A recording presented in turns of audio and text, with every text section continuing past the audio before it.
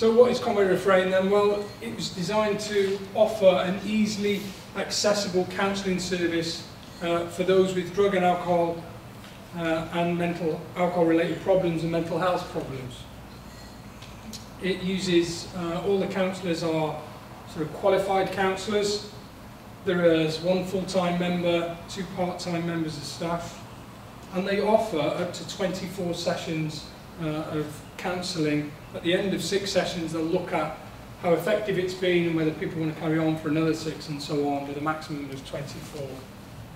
They use the technique of the counselling services to use an integrated counselling method, person-centred method. So that's been quite eclectic, drawing on different aspects like CBT, elements of motivational interviewing, relapse prevention and so on.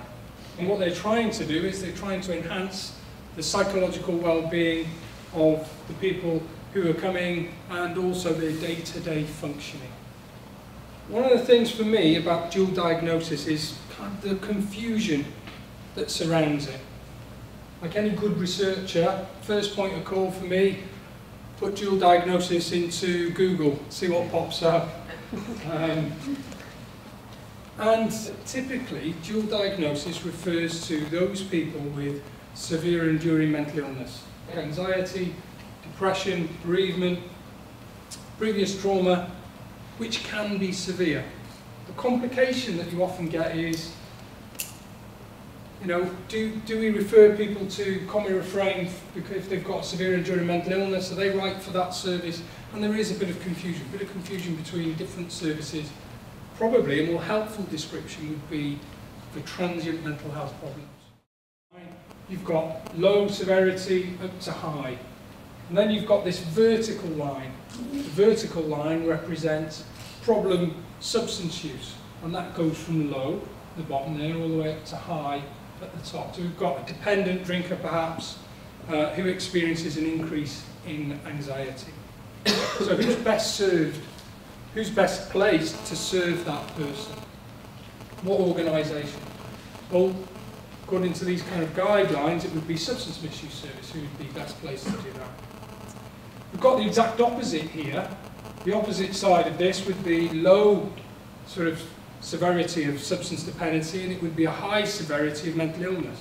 So this might be somebody who, according to this, someone with bipolar disorder whose occasional binge drinking and experimental use of other substances destabilises his or her mental health. So who would be best suited for those people would be the typical community mental health services.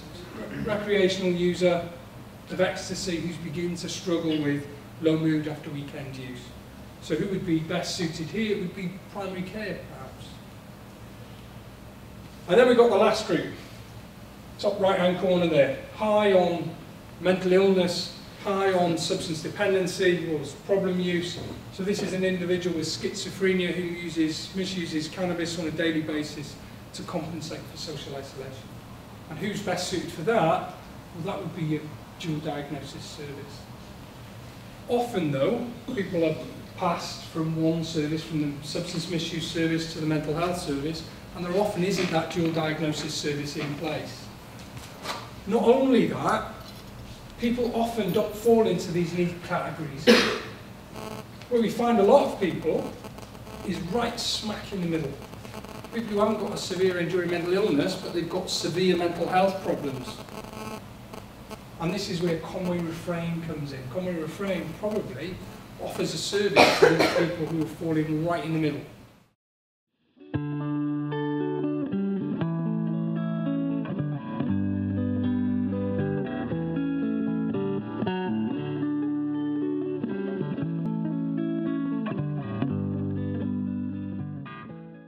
Well, some of my recommendations would be to enhance or expand the range of kind of approaches counsellors are using. It already fits with what they're doing.